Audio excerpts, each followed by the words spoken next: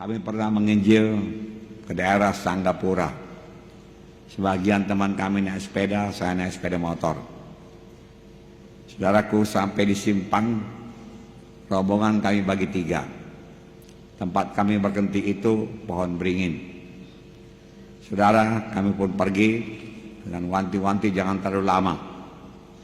Jam 9:30 kita semua mesti sampai kembali di sini.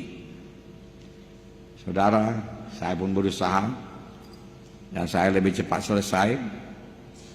Dan jam 10 saya sudah sampai pada tempat itu. Dua rombongan lagi belum. Tiba-tiba datang lagi satu rombongan. Saudaraku, kita katakan saja namanya si Jet. Nah, saudaraku, dia pakai sepeda model lama. Saudaraku, jadi stangnya itu begini, saudaraku, belakang. Dan di stangnya itu, saudaraku, ditaruhnya ada pisau, ada obeng lah, ada sabit lah, saudaraku. Ya, semua ada di situ, saudaraku. Ada besi, saudaraku. Ya. Untuk apa ini semua? Ini Pak, ini pohon truk ini katanya. Saya nggak tahu entah pohon truk dalam bahasa Karo pohon beringin, nggak tahu saya.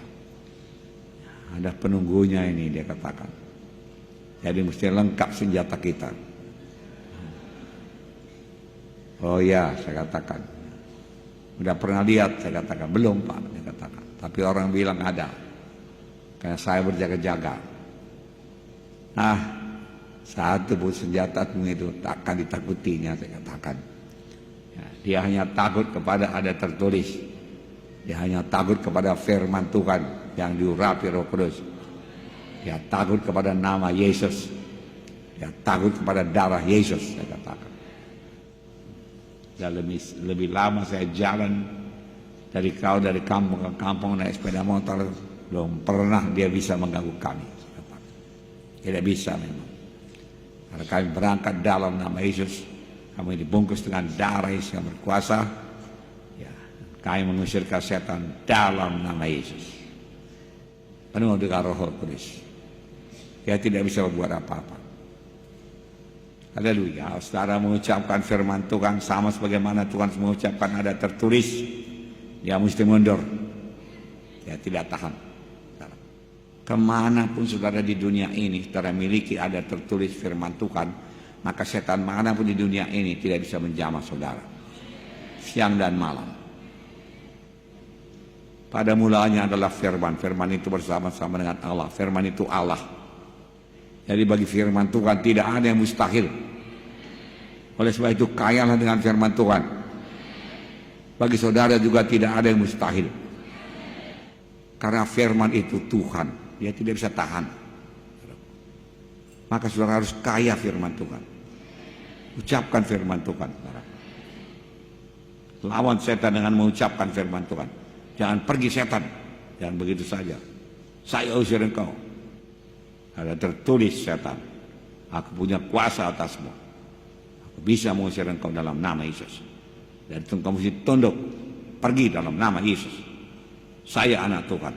Engkau tidak bisa menjamah saya. Saya bersalut dengan darah Yesus. Apa yang dia janjikan pasti dia genapkan. Manalah dia buktinya? Tuhan bukan manusia. Ada tertulis Tuhan bukan manusia. Jadi dia berjanji dan tidak menepatinya. Dia mengucapkan sesuatu dan tidak menepatinya. Ya pasti menepatinya. Haleluya. Ya. Tuhan Yesus pun datang ke dunia ini, saudaraku, dan melucuti setan. Sekarang setan tidak punya senjata, hanya senjata penipuan-penipuan, senjata gertakan-gertakan saja, saudaraku. Jangan takut, amin saudara. Bukankah sampai sekarang, saudaraku, setan mengatakan dosa itu enak. Dia tidak menenangkan akibat dosa itu berat. Tidak bisa berdoa, tidak bisa melayani, tidak hidup firman Tuhan, saudaraku. Tidak bersekutu dengan Tuhan, tidak ada urapan, saudaraku. Saudara merusak pelayanan, saudaraku. Kalau saudara melayani dengan dosa dalam hati saudara, dosa itu merembet, saudaraku, kepada jemaat. Saudara tidak buang cepat-cepat, saudaraku, dan saudara melayani, itu akan merembet kepada jiwa-jiwa. Kasihan jiwa-jiwa, saudaraku. Karena saya penuh Roh Kudus merembet kepada saudara. Nah, saudara penuh dengan Roh Kudus, saudaraku. Saya jaga diri saya. Penuhilah hatimu dengan firman Tuhan. Renungkanlah itu siang dan malam. Dan bertindak hati-hati sesuai dengan yang tertulis dalamnya. Maka dengan demikian engkau akan berhasil, perjalanan akan beruntung. Saudara, setan mengatakan, engkau akan tetap miskin, orang tuamu miskin, engkau akan miskin. Engkau akan miskin terus, itu tipuan setan. Engkau tidak ada pekerjaan, itu tipuan setan. Percaya kepada Tuhan terus. Beri persembahan saudara kepada Tuhan dan sembah Tuhan, saudaraku. Maka Tuhan tidak akan membiarkan saudara tetap dalam kemiskinan. Dan kalau setan terus bicara kepada saudara, saudaraku, lawan dia. Ya. Katakan, Yesus datang supaya aku beroleh hidup yang berkelimpahan. Nah, jadi dalam mengusir setan, saudaraku, kemukakan ayat-ayat. Ternyata engkau benar. Oleh sebab itu saudara harus berisi banyak ayat. Berisi penuh dengan firman Tuhan. Makanya firman Tuhan berkata, renungkan firman Tuhan siang dan malam. Dan tiap kali setan menyerang ada firman Tuhan dalam hati saudara. Setan kadang-kadang memberi kebimbangan. Engkau tidak akan sanggup melayani.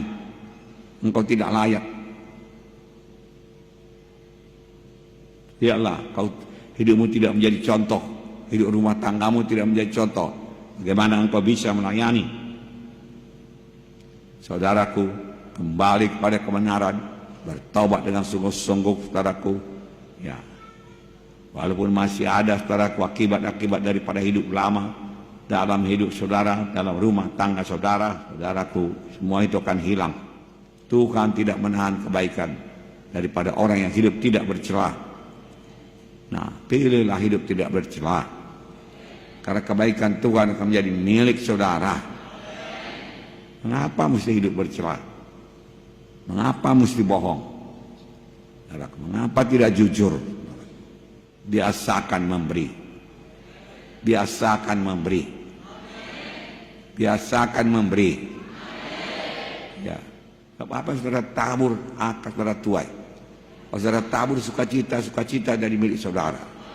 Setan, saudaraku, berperang, saudaraku, dalam pikiran kita ini. Ini medan perang. Lihatlah anak-anakmu tidak bertobat. Lihatlah anak-anakmu tidak ke gereja. Lihat dia tidak mau ke gereja. Pastilah jatuh daripada keselamatan. Engkau tidak akan bisa memanggilnya. Serangan setan terutama yaitu membuat kita bimbang pada kebenaran firman Tuhan.